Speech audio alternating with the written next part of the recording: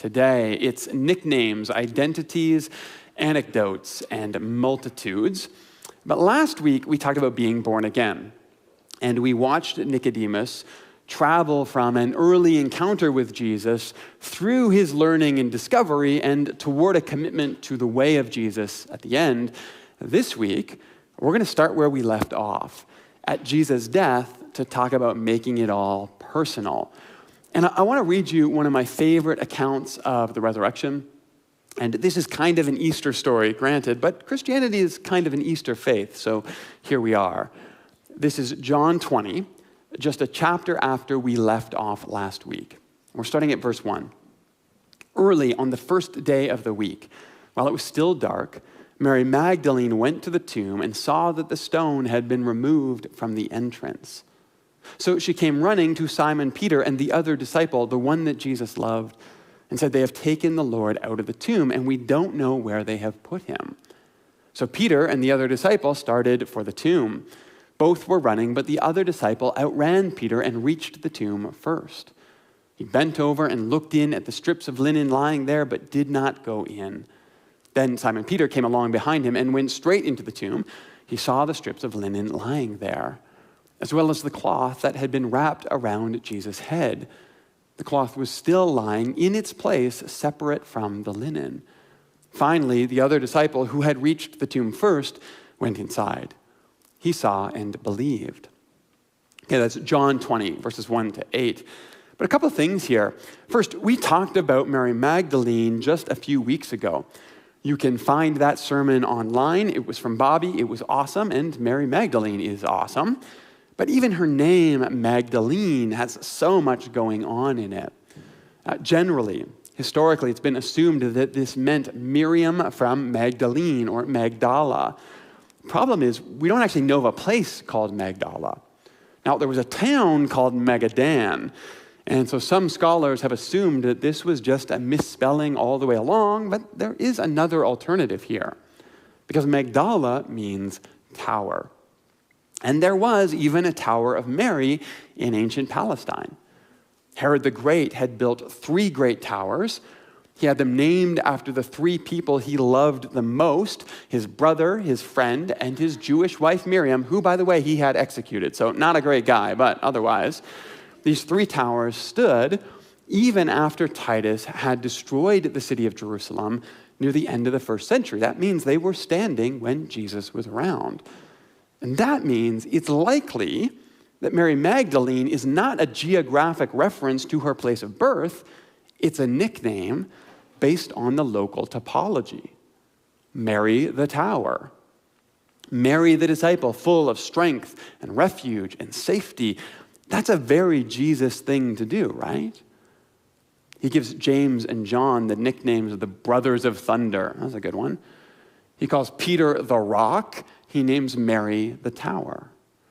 And we also see this here in John with this other disciple who picks up the title, the one Jesus loved.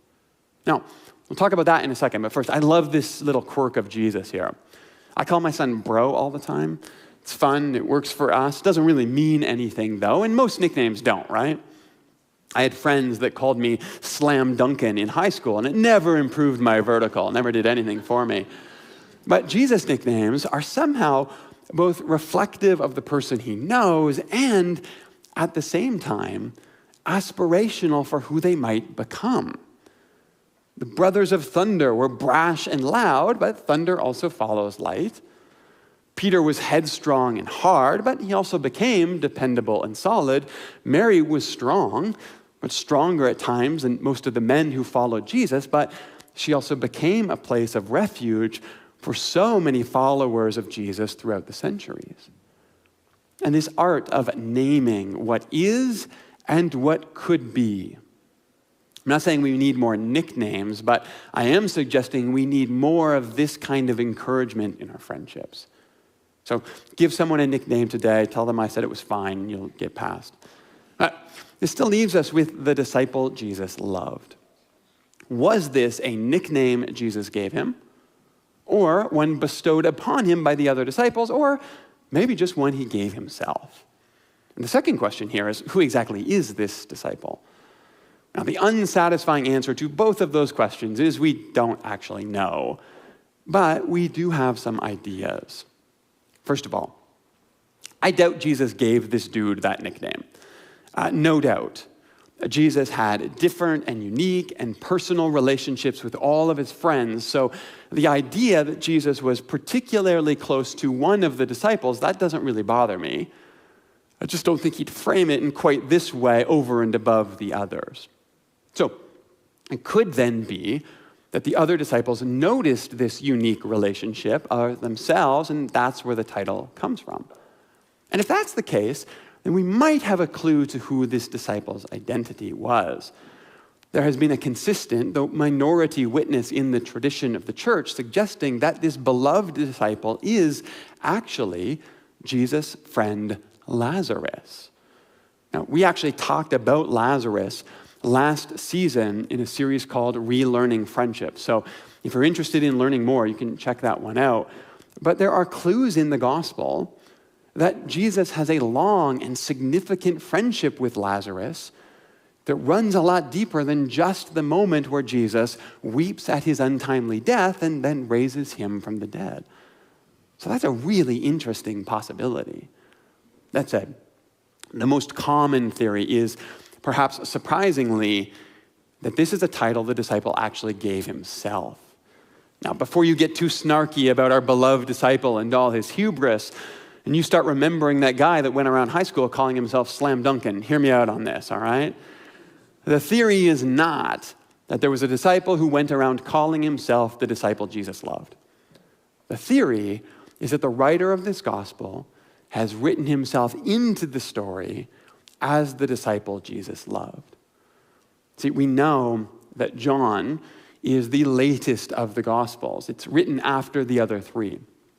Probably in the next generation of Jesus followers who have grown up in the church community. And this character, the beloved disciple, is hard to match up with the disciples as we know them in Matthew, Mark, and Luke. That on its own is not entirely surprising. Each of the gospel writers have their own unique memory and perspective on the Jesus story. That's fine. But it's at least possible, I might even argue probable, that this character is meant as a reflection of how the author has experienced Jesus, and by extension, how all of us are invited to see ourselves as part of the story. I mean, think about that first generation of post-Jesus Christians.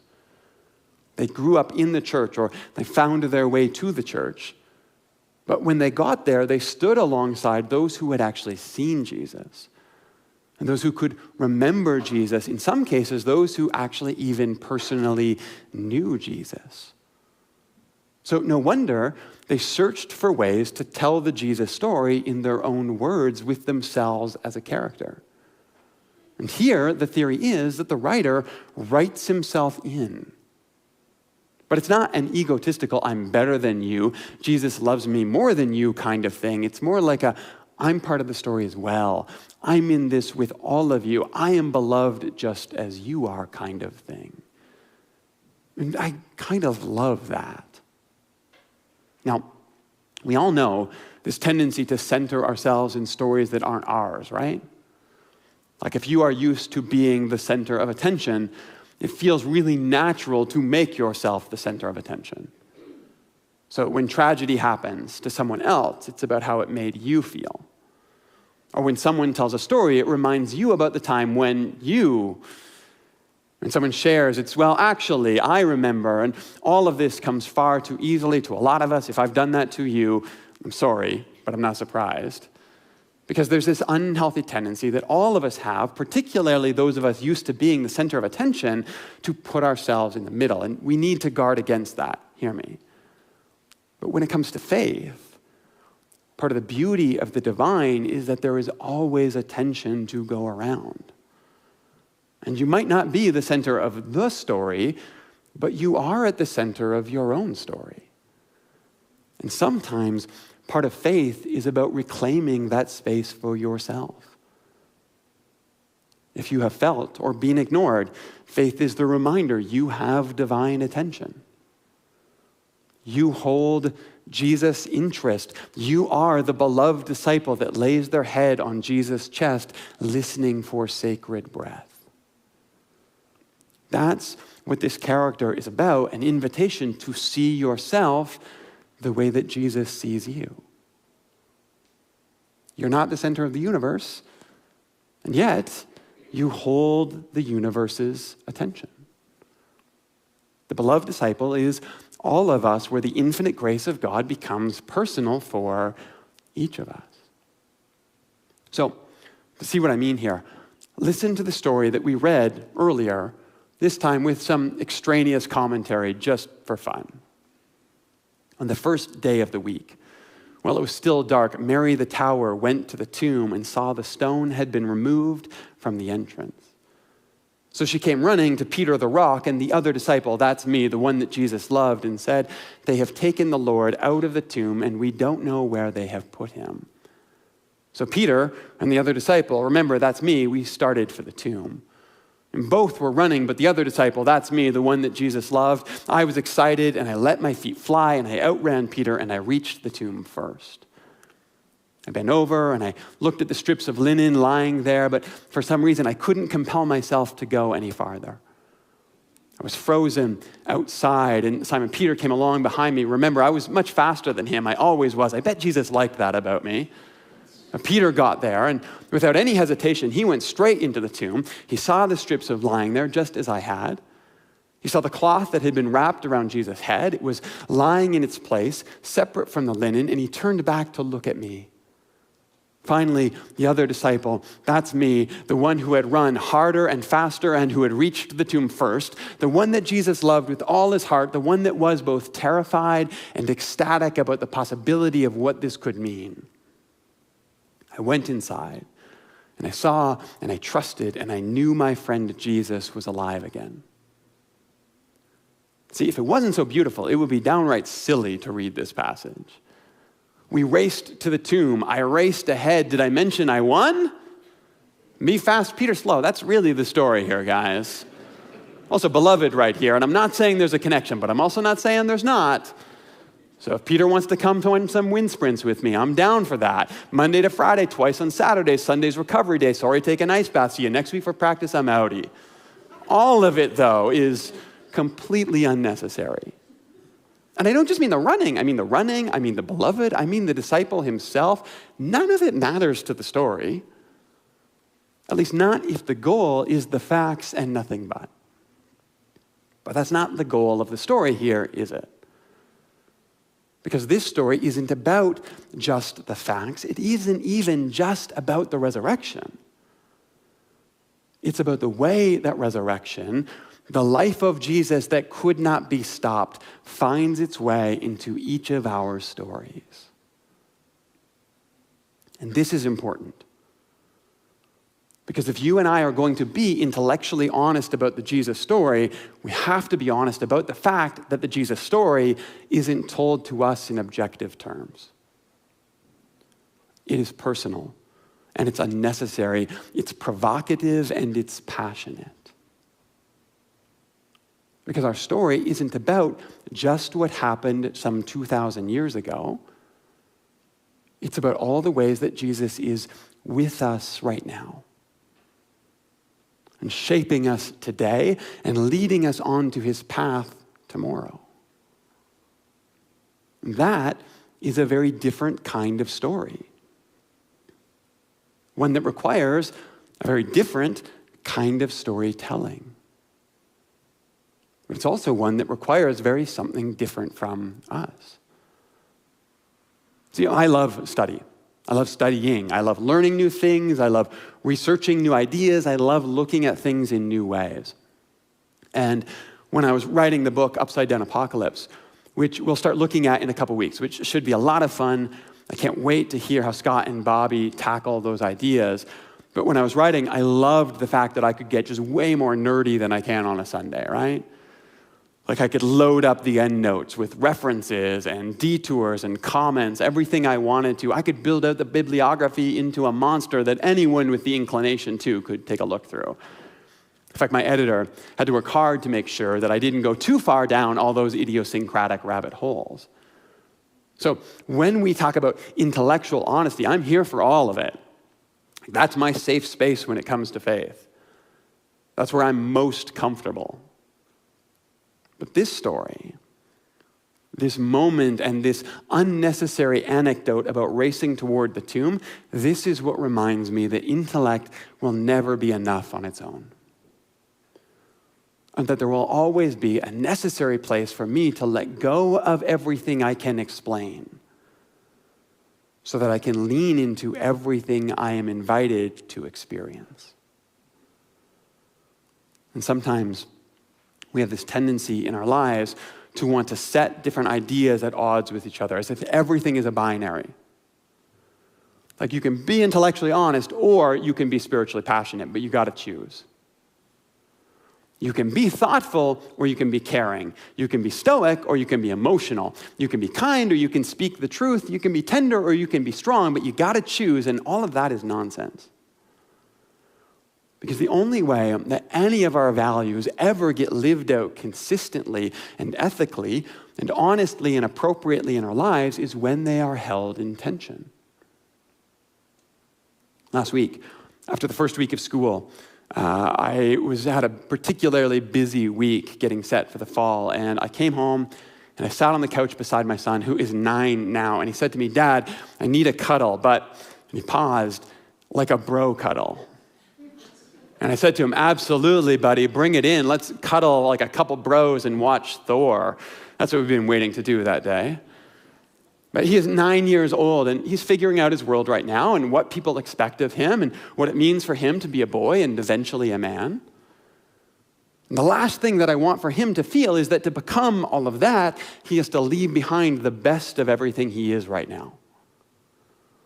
I did way too much of that in my teens and in my 20s, trying to fit in and make sure I positioned myself for everyone else's expectations of me, and I lost parts of myself in doing that.